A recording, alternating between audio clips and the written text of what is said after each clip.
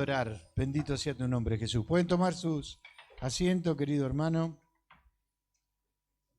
Y quería invitarlos a abrir sus Biblias en el libro de Primera de Crónicas.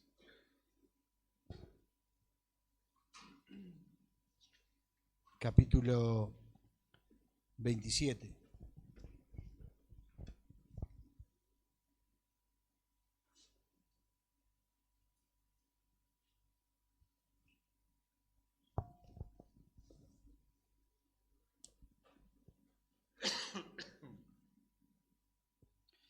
Primera de Crónicas, capítulo 27, versículo 32 en adelante. ¿Lo encontró? Está antes de Segunda de Crónicas. ¿Sí? Bendito sea el nombre de Jesús. Y dice así la palabra del Señor. Y Jonatán, tío de David, era consejero, varón prudente y escriba. Y Jehiel, hijo de Acmoni, estaba con los hijos del rey. También Ahitofel era consejero del rey y Usaí arquita, amigo del rey. Después de Ahitofel estaba Joiada, hijo de Benaía, y Abiatar, y Joab era el general del ejército del rey. Cuántos nombres raros para nosotros, ¿no? Pero bueno, aquí vemos que a lo largo de todo este capítulo, David estaba terminando de organizar administrativamente y gubernamentalmente todas las áreas que componían su reino, ¿no? Si usted lee todo este capítulo, allí ya había nombrado a los capitanes que iban a manejar el ejército. Versículo 27 en adelante habla de las viñas, quién iba a manejar las viñas, los olivares, los almacenes del aceite, quién iba a manejar el ganado, los camellos, las ovejas, toda la hacienda del rey David, o sea, las distintas áreas que componían el reino de David, esas riquezas que él había acumulado durante tantas guerras. Pero vemos que allí a partir del versículo 32 ya empieza a nombrar las personas que iban a estar en ese círculo más íntimo, ¿no? Ya que iban a estar alrededor del rey. Por eso dice, y Jonatán, tío de David, era consejero. Habla de los consejeros, de Joab como el general de todo el ejército del rey, el que iba a estar a cargo de todos los capitanes. Cada grupo de soldados era de 24.000 soldados y cada uno de esos grupos tenía un capitán, y Joab era el que regenteaba, el que dirigía todos esos capitanes. Ya ellos eran el último eslabón directamente que se relacionaban con David, y habla de los consejeros, y fundamentalmente algo que me llamó poderosamente la atención, habla de Usaí arquita, amigo del rey. Y esta fue una palabra que ya hace unas cuantas reuniones también se predicó desde este mismo lugar, ¿no? Y recuerdo que el predicador dijo, entre todas las funciones que había, donde el rey eligió a quién iba a manejar tanto los viñedos, como los camellos, como las ovejas, como el almacén del aceite, de los olivares, preguntó cuál sería la función que cada uno de nosotros nos hubiese gustado tener, ¿no? Cuando eso lo trasladó al orden espiritual, ¿no? Porque aquí estamos hablando del orden material, de lo que David tenía que regentear. Pero usted y yo sabemos que nuestro rey por excelencia es el Señor, y que Él también tiene distintas áreas en su iglesia, y también tiene que poner gente que administre, que ordene, que guíe, que lleve adelante su iglesia, ¿no? Y recuerdo que yo fui directamente al puesto, a la tarea que tenía Usaí, amigo del rey. ¿Qué entiende usted por amigo? ¿Qué es la amistad para usted y para mí? Y si bien el predicador habló de Joás, de los olivares y de el almacén del aceite, y que todas las funciones son importantes, porque el aceite era importante en ese tiempo, en esa época, porque se usaba para las lámparas, era el pañol, él estaba encargado de todo eso. Y si bien era una parte importante, todas tienen un alto grado de responsabilidad, ¿no? Como en la obra del Señor, ¿no? Cada vez que el Señor nos da una tarea o nos encomienda o estar al frente de un área, nos encomienda porque entiende primero que Él es el que nos va a dar los recursos, la manera para llevar eso adelante, pero que todas son importantes, ¿no? Todas son importantes en la obra del Señor. Entonces, tengo que confesar que desde ese momento empezó a dar vuelta en mi cabeza, ¿cuál era la función de Usaí? Amigo del rey. Muchas veces, o a veces la malinterpretamos esta palabra, ¿no? Hoy vemos que aquellos que están en eminencia o que están en el poder siempre llevan a algún amigo a trabajar con ellos, al poder, para que cobre su buen sueldo, tal vez lo ayudó a llegar a ese lugar, pero que en muchos de los casos no tiene la preparación adecuada para cumplir esa función. Creo que no hay que explicar mucho más, ¿no? Pero son amigos del poder. Ahora, Usaí, la pregunta es, ¿era amigo de David y David estaba obligado o sintió esa obligación de ponerlo en ese nivel a Usaí como amigo del rey para cumplir o devolverle de alguna manera lo que él había hecho por él?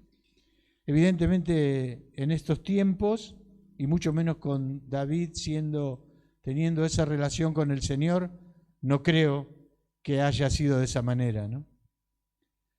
Pero tengo que confesarle que esa palabra siguió dando vuelta en mi cabeza, ¿no? Que es ser amigo del rey. ¿Cómo yo puedo ser amigo de Dios?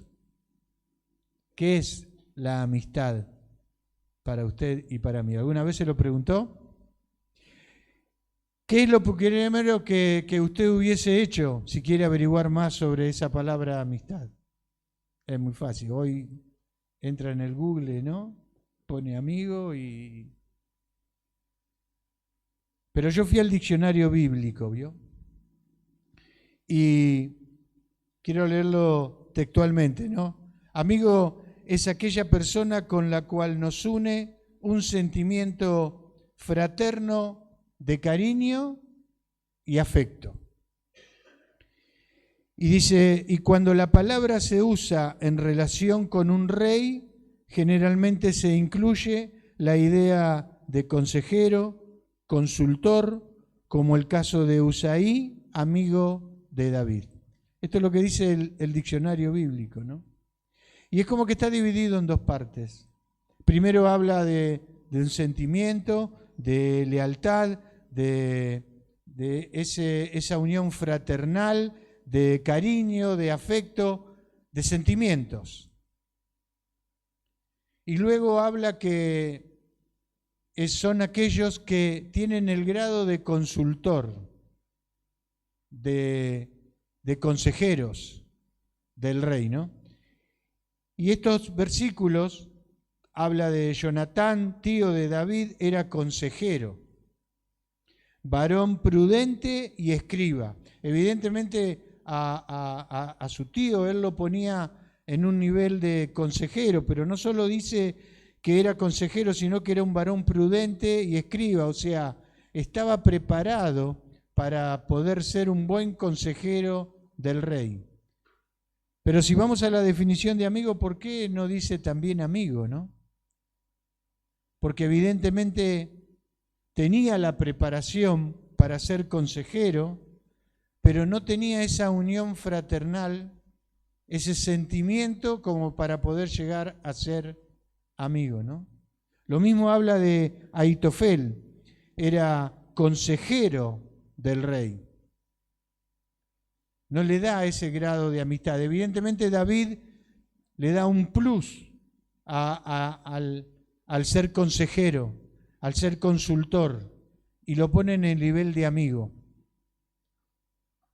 ¿Por qué? Porque evidentemente había un sentimiento, una unión distinta a la que David tenía con sus consejeros, con sus consultores. Recordemos que Ahitofel después, por razones que pudieran ser válidas o no, abandona a David y se une a Absalón cuando Absalón lo quiso derrocar, ¿no? Podría o no tener sus razones, pero evidentemente le faltaba ese plus que David sí vio en Usaí, porque cuando sucede la rebelión de Absalón, de su hijo, de queriendo usurpar el rey de David, siendo aconsejado por Ahitofel, no sé si usted se acuerda de la historia, Usaí es un infiltrado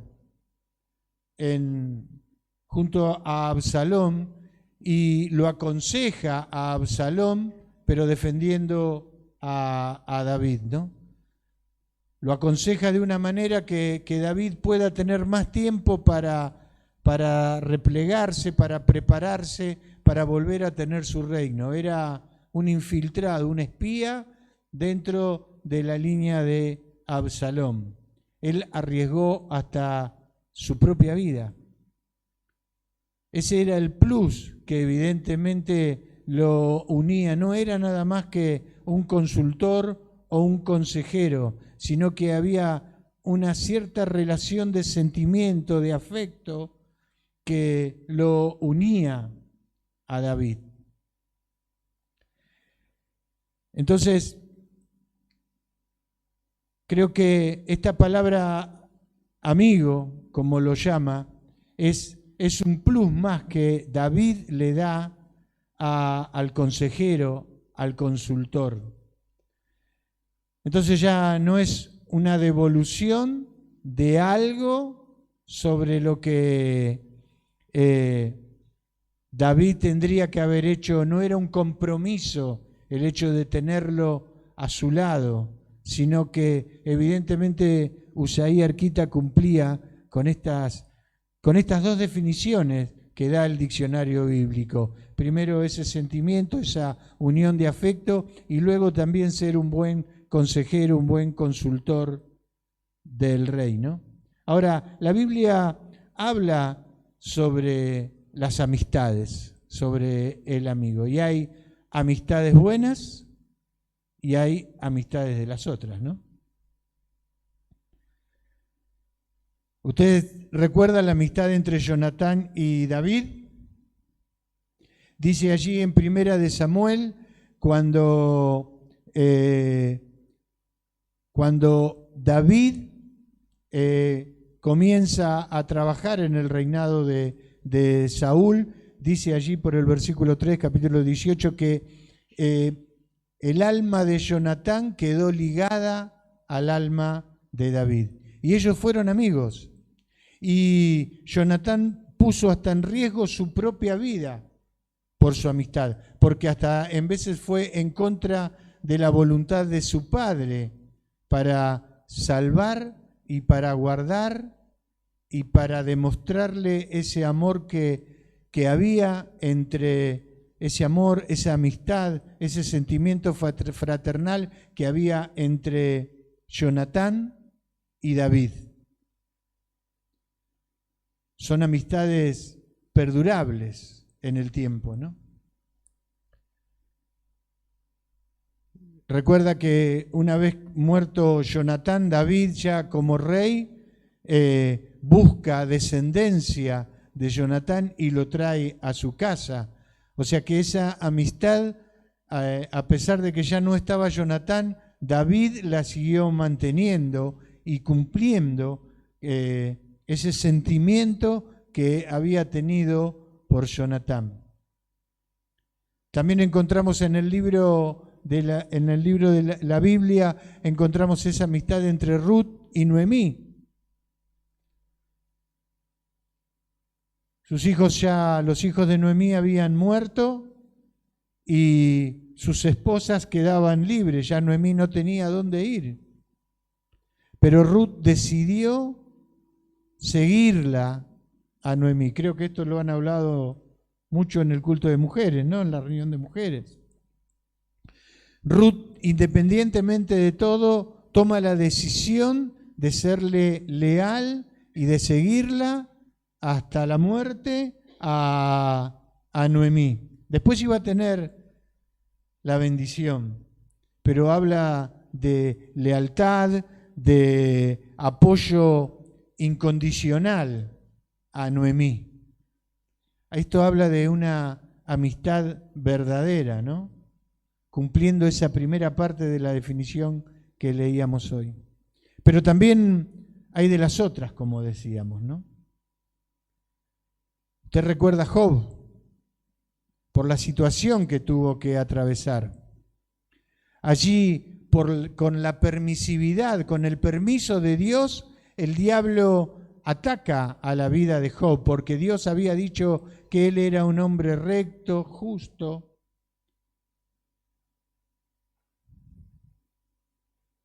Y el diablo trata de sacarle todo. Pero allí, en la peor de las situaciones, ¿quiénes vienen? 3 amigos. 3 amigos que uno entiende que no era que lo han querido molestar, pero trataron de buscar la causa raíz del por qué estaba pasando por esta situación. Algo habrás hecho. Pedirle perdón a Dios.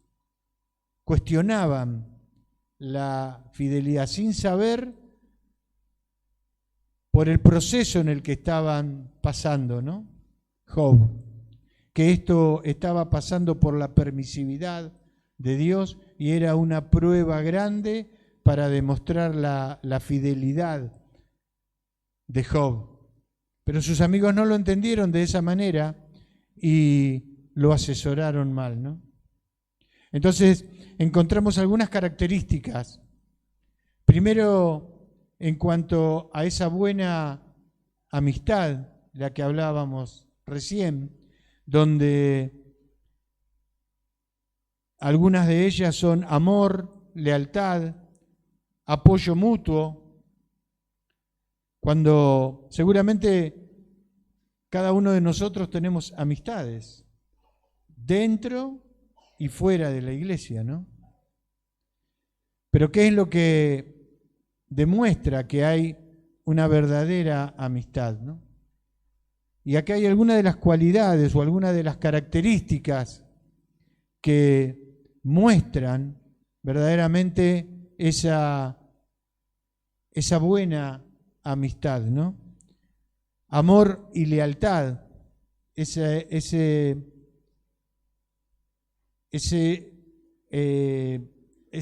ligadura como la que tuvo Jonatán y David, ¿no? Ese sentimiento de afecto, el apoyo mutuo. Cuando tenemos un amigo, lo apoyamos y es algo recíproco, ¿no? Independientemente de la situación por la que el otro pueda estar atravesando, ¿no? Una disposición a perdonar. Esto también muestra y es una de las características de ser buen amigo, de tener una amistad y que esa amistad perdure. Muchos podemos dar algún concepto o algún consejo equivocado porque entendemos, creemos que es lo mejor, pero a veces no es lo ideal o no es lo que el otro está esperando. Yo quiero creer o supongo que esos amigos de Job hablaron con sabiduría humana, hablaron desde el corazón, pero no le dieron buen consejo a Job. Por eso Job después termina orando por ellos y pidiéndoles perdón, ¿no?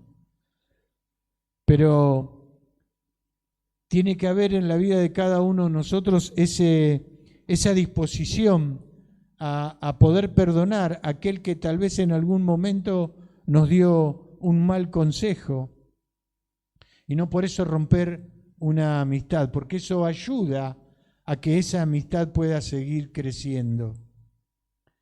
Animar y edificar. Cuando alguien está caído, a veces simplemente el estar sentado al lado de él, ya eso es una muestra, es una señal de amistad. A veces no tenemos palabras para animar o para edificar, pero a veces con esa sola presencia ya animamos, edificamos. No estás solo, estoy con vos en lo que necesites.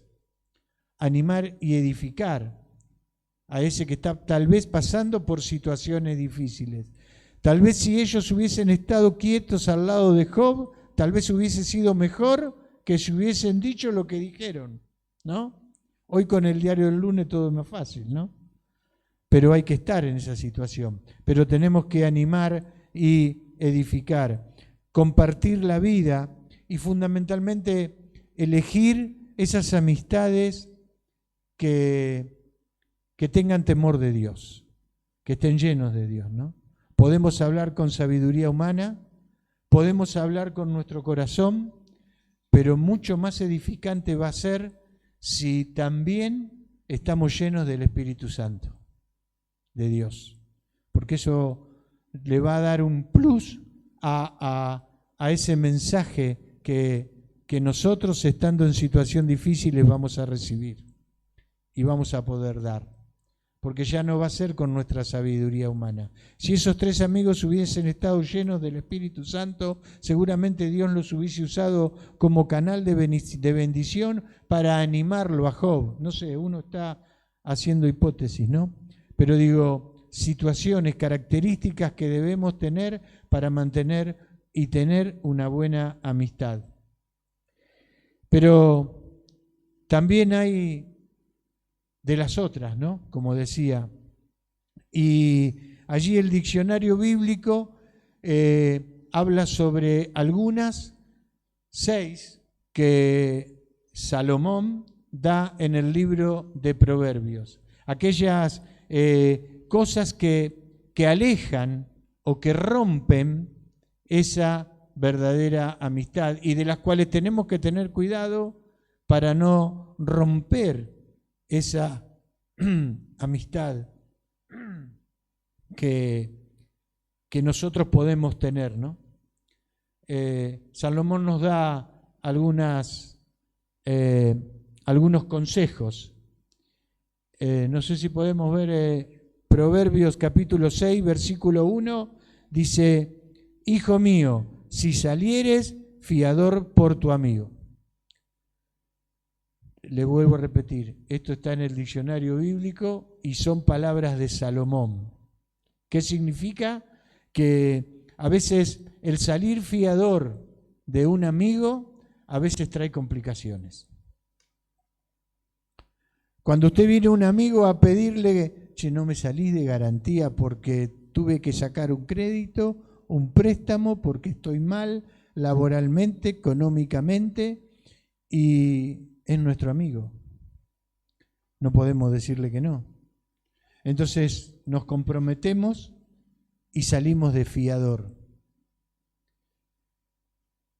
Y lo que Salomón dice es que si salieres de fiador por tu amigo, tené cuidado, porque esa es una de las cosas que pueden alejarte o pueden romper esa amistad. Porque si esa persona tiene problemas económicos, es muy probable que no pueda pagar. Entonces no solo va a romper la amistad, sino que después va a terminar pagando usted los platos rotos.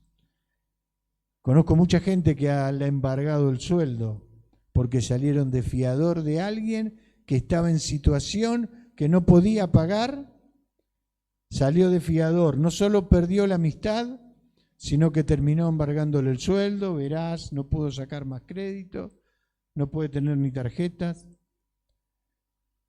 pero fundamentalmente perdió la amistad. Y Salomón allí en el libro de Proverbios habla de que esta puede ser una de las cosas que pueden romper esa amistad. Proverbios 16, 28 habla del chismoso. ¿Le suena esa palabra? El chismoso aparta a los mejores amigos. Seguro que acá, no sé por qué lo dije que está en el diccionario, pero acá no hay ninguno, ¿no? De esto. Ninguno salimos afuera y nos podemos hablar de lo que pasó dentro del culto, ni de lo que le pasó al vecino, ni a nada por el estilo. Así que no merece mucha explicación, pero me llamó la atención que Salomón lo pronuncie de esta manera, chismoso, ¿vio? Yo pensé que era una palabra de barrio, pero Salomón me demostró que ya hace muchísimos años esa palabra existía igual que ahora. Pero bueno, yo sé que acá no, nosotros no somos chismosos. Proverbios 17:9. El que cubre la falta busca amistad, mas el que la divulga aparta al amigo. Te lo digo para que estés orando, ¿viste? Lo que le pasó al otro, pero para que estés orando nada más, ¿eh? Mas el que la divulga aparta al amigo. Después hay dos versículos más, 19.4 y 19.6. 19.4 dice, las riquezas traen muchos amigos, mas el pobre es apartado de su amigo. Aquí en el capítulo 19 del libro de Proverbios habla de las riquezas materiales y de las riquezas espirituales, ¿no? A veces es mucho más fácil ser amigo de aquel que más sabe, de aquel que más tiene, pero nos olvidamos del pobre, del que menos tiene, del que menos sabe y que tal vez es el que más hay que ayudar, ¿no? Entonces Salomón dice que estemos tentados a estar más del lado de aquel que más tiene y abandonemos aquel que menos tiene, ¿no? Entonces Salomón dice, tengan cuidado de esto porque es probable y estas cosas alejan o pueden romper la verdadera amistad. Por eso el 19.6 también dice, muchos buscan el favor del generoso y cada uno es amigo del hombre que da. A veces es mucho más fácil estar más cerca de aquel que da, de aquel que necesita, ¿no? Cuando lo vemos al que necesita, cruzamos la vereda, cruzamos la calle, porque, no tengo, no puedo, no debo, no sé, me tiene cansado todos los días. Creo que siempre pasan esos por nuestra casa, teniendo necesidad y sabiendo de que le damos, ¿no? Entonces a veces lo esquivamos, ¿no? Pero por eso dice Salomón, dice, muchos buscan el favor del generoso y cada uno es amigo del hombre que da. Por último, Proverbios 26, 19, dice, tal es el hombre que engaña a su amigo y dice, lo hice por broma. Metimos la pata, hicimos algo o dijimos algo que el amigo nos lo había dicho y nosotros lo usamos para, muchas veces, como una broma, muchas veces, gracias, hoy te dieron a vos, ¿viste?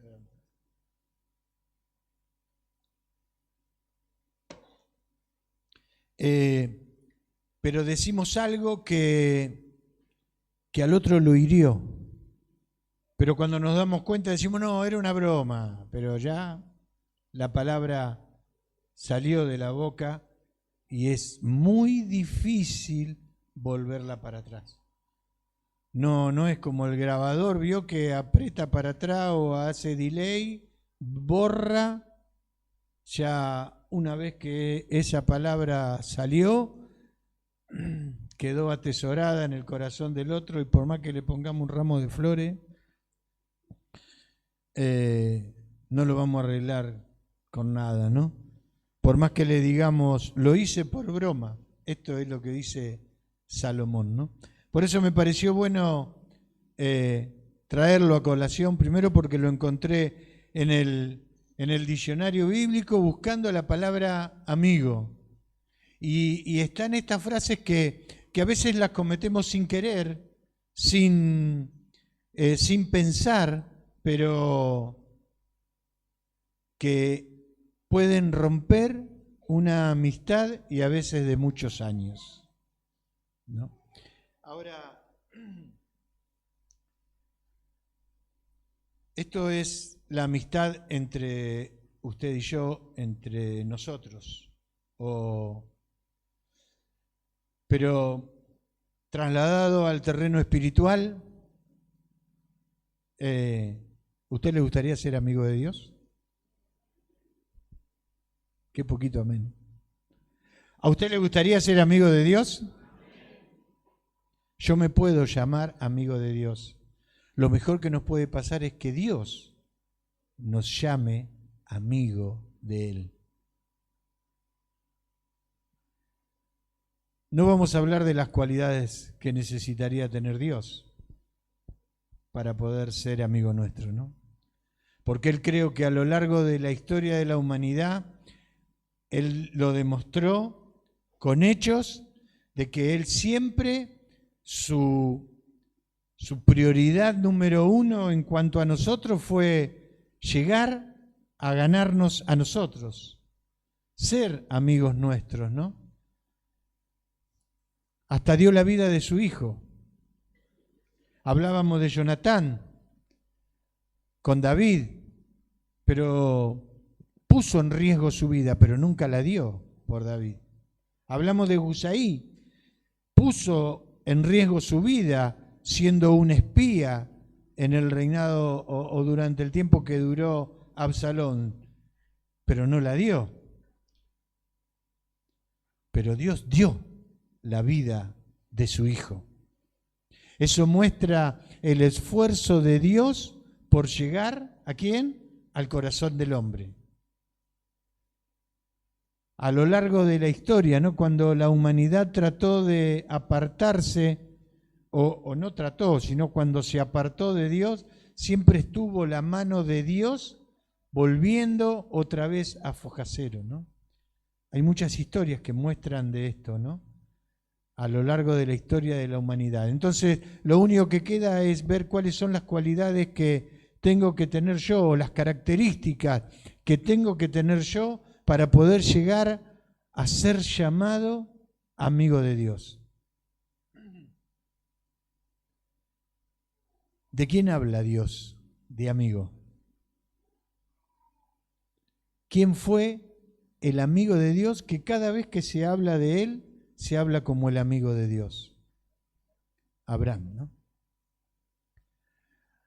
Abraham le creyó a Dios. Cuando tenía 75 años le dijo que le iba a dar un hijo y que su descendencia iba a ser como la arena del mar y como las estrellas del cielo, incontables. Abraham le creyó. Abraham le creyó. Cuando Dios le pidió entregar a su hijo en sacrificio, ¿qué hubiese dicho usted? ¿Qué hubiese dicho yo? Señor, es mi único hijo, me prometiste que a través de él iba a venir la descendencia y ahora me estás pidiendo que yo te lo entregue. Fíjese que se levantó de madrugada y ni siquiera a su señora le dijo, ni siquiera a Sara. Y encima puso leña. O sea que no solo lo iba a sacrificar, sino que también lo iba a quemar. Mire si le hubiese dicho a Sara lo que iba a hacer. Me parece que la vieja todavía lo está corriendo, ¿no? ¿Vos estás loco, Abraham? ¿Qué te pasa? Me lo pidió Dios. Pero él tenía fe y obedeció a Dios. Tal vez él pensó que Dios iba a revivirlo, no sé. Podemos pensar en ese trayecto que Abraham hizo, desde que Dios le pidió esto hasta que Dios puso el cabrito en lugar de su hijo, las cosas que deben haber pasado por la cabeza de Abraham, ¿no? Pero Abraham fue obediente. Entonces no solo creyó, sino que fue obediente hasta las últimas consecuencias. Vemos dos características que hicieron que hoy Abraham pueda seguir siendo llamado amigo de Dios.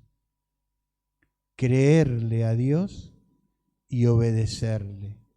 No sé si cada uno de nosotros vamos a tener que pasar por situaciones difíciles como las que le tocó pasar a Abraham. Pero como decíamos hoy, ¿no? Todas esas situaciones difíciles, el Señor puede transformarla en bendición. Abraham no sacrificó a su hijo y le dio ese cabrito para que pueda llegar a ser sacrificado en su lugar. Pero hoy es llamado amigo de Dios. Es el padre de la fe. Él confió, creyó en Dios y obedeció a Dios. Juan capítulo 14 y 15 habla sobre cuando ya Jesús en sus últimos tiempos aquí en la tierra, junto a sus discípulos, dice el versículo 14, vosotros sois mis amigos si hacéis lo que yo os mando. Nuevamente la obediencia de sus discípulos a Jesús. Todo lo que Jesús le había enseñado, todo lo que le había dado, eso era lo que tenían que obedecer. Versículo 15 dice, ya no os llamaré siervos, porque el siervo no sabe lo que hace su Señor.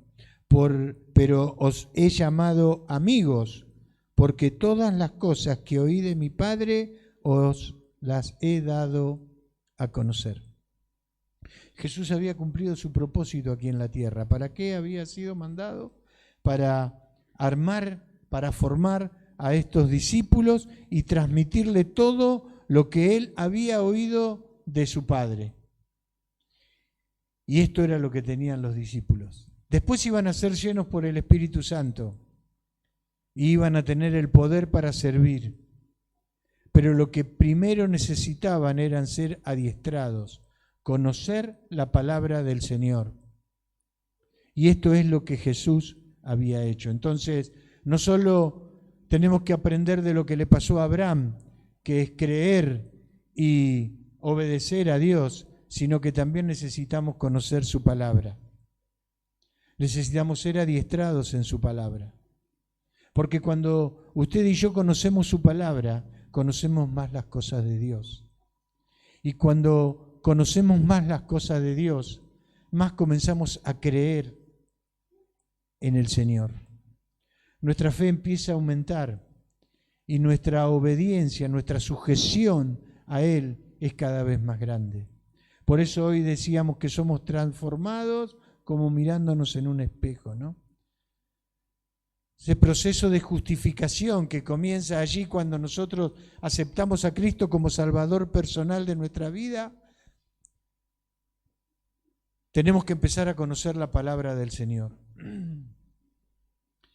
Y usted sabe que esa es la obligación, por decirlo de alguna manera, de la iglesia. Miren, en las últimas reuniones de ministerio que hemos tenido, ¿ustedes se acuerdan en la asamblea anual que hicimos? Hermano Javier leyó algunos de los derechos y las obligaciones, ¿no?, que tenemos como miembros de la iglesia, ¿no? Y tal vez muchos de los que estamos aquí hemos pensado, sí, esos derechos y obligaciones son para los miembros, ¿no? Pero también fue y es para el pastor, para los presbíteros, para aquellos que de alguna u otra manera, domingo tras domingo, estamos aquí predicando la palabra del Señor. ¿Sabe cuál es el primer mandato que el Señor le da a los pastores y a los presbíteros y a los ancianos? Promover el crecimiento espiritual de los miembros. Vio que no era nada más que para los miembros, sino que es para todos aquellos que predicamos la palabra. Por eso domingo tras domingo lo que intentamos hacer de este lugar es generar, promover, aumentar ese crecimiento espiritual para que podamos conocer la palabra del Señor, para que no solo podamos ser amigos de Jesús, poder recibir todo lo que Él nos dio. Hoy tenemos el Espíritu Santo que nos ayuda, a diferencia de los apóstoles, de poder ser crecidos espiritualmente, de poder llegar a ese nivel en el cual Dios quiere de cada uno de nosotros para que podamos llegar a ser llamados amigos de Dios. Yo puedo ser amigo de Dios, yo quiero, yo anhelo, pero si yo no creo, si yo no le obedezco al Señor, si yo no crezco en el conocimiento de su palabra, si mi fe no aumenta, si ese proceso de santificación en mi vida no da sus frutos, va a ser muy difícil que yo pueda ser llamado amigo de Dios. Él lo prometió, es un anhelo, Él lo quiere, Él hizo todo para que esto suceda en nuestras vidas, pero depende fundamentalmente de nosotros, de que le obedezcamos, le creamos, conozcamos su palabra, crecer espiritualmente en cada uno de los preceptos, de los estatutos que Él nos da en su palabra. Y Dios no puede ser burlado. Usted y yo nos podemos decir que sí, que crecemos, que oramos, que buscamos la palabra del Señor, pero Dios no puede ser burlado. Por eso, en esta mañana te animamos, te invitamos a que busques esa crecer cada día más en ese conocimiento de su palabra, en confiar cada día más en el Señor, que las situaciones que podemos llegar a atravesar no son porque el diablo, enseguida le echamos la culpa al diablo y el diablo dice, bueno, yo no hice nada, pero si vos querés, para eso estoy. O situaciones que tenemos que atravesar, como las que pasó José, que decía hoy que él no quiso caer en un pozo, él no quiso que lo vendieran, él no quiso caer preso, pero fueron situaciones que él tuvo que atravesar para poder llegar al lugar en el que Dios quería que esté. No tomes esas situaciones como que Dios se ha alejado de ti o de vos, sino que sean un escalón para poder seguir creciendo en el conocimiento del Señor, porque eso es lo que nos va a llegar a ese nivel en el que Él quiere que estemos, que no sé si seremos llamados amigos, eso va a depender fundamentalmente de Él. Pero tiene que ser nuestro anhelo, nuestra búsqueda diaria de poder llegar a ese nivel. No para que quede escrito en una Biblia o en un cartel, sino para que quede escrito en la hoja de nuestra vida. Porque usted sabe que cada uno de nosotros tenemos una hoja allí, ¿no? Donde se anota todo. Donde se anota todo. Y tal vez en un renglón que el Señor nos ayude a que pueda llegar a decir de nosotros como lo dijo de Abraham o como lo dijo Jesús de sus discípulos, que podamos ser amigos de ellos, porque ellos hicieron todo para poder hacerlo. Queda en usted y en mí de que pongamos todo de parte nuestra para que podamos llegar verdaderamente a ese nivel. Amén.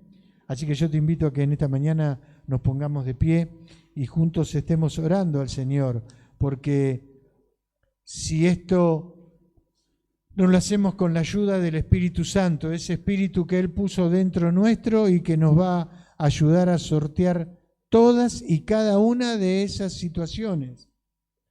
Y es el que nos va a llevar a ese nivel en el que Dios quiere que cada uno de nosotros estemos. Amén.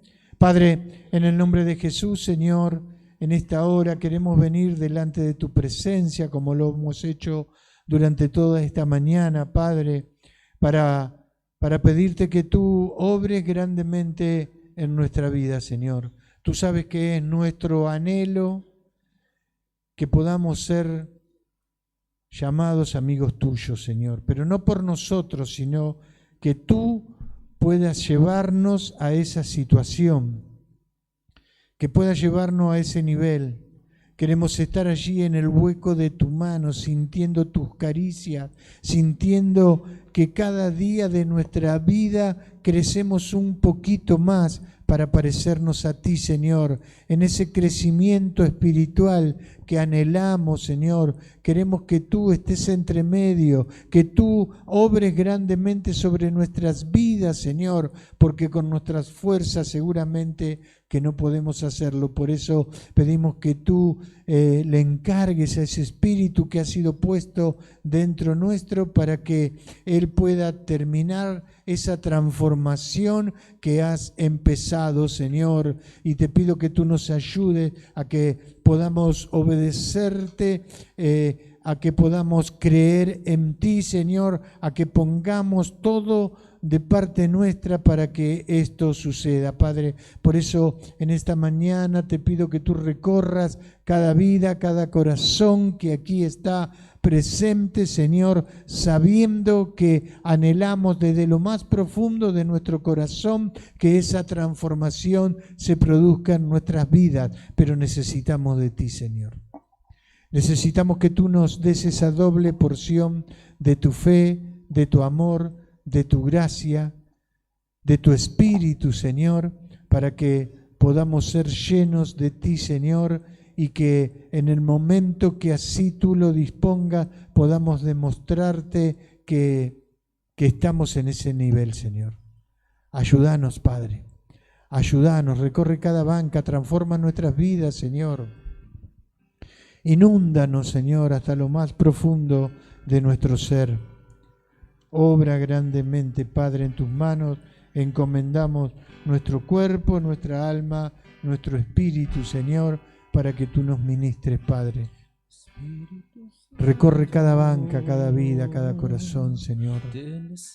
A veces hay situaciones que creemos, entendemos que hacen que nos alejemos de ti, Señor, pero sabemos que todo pasa por tu permisividad, que nada escapa a eso, Padre. Somos tus hijos, fuimos lavados y comprados con esa sangre preciosa. Te pido que tú nos ayudes, Padre, que cambies nuestra mente, nuestra manera de pensar, si es necesario, Señor. Manda legiones de tus ángeles para que acampen alrededor de cada uno de nosotros, Señor, y nos ayuden en esa transformación. Te necesitamos, Padre, sin ti no podemos hacerlo. Obra grandemente, Padre. En el nombre bendito de Jesús, te damos gracias. Gracias, Señor. Gracias, Jesús.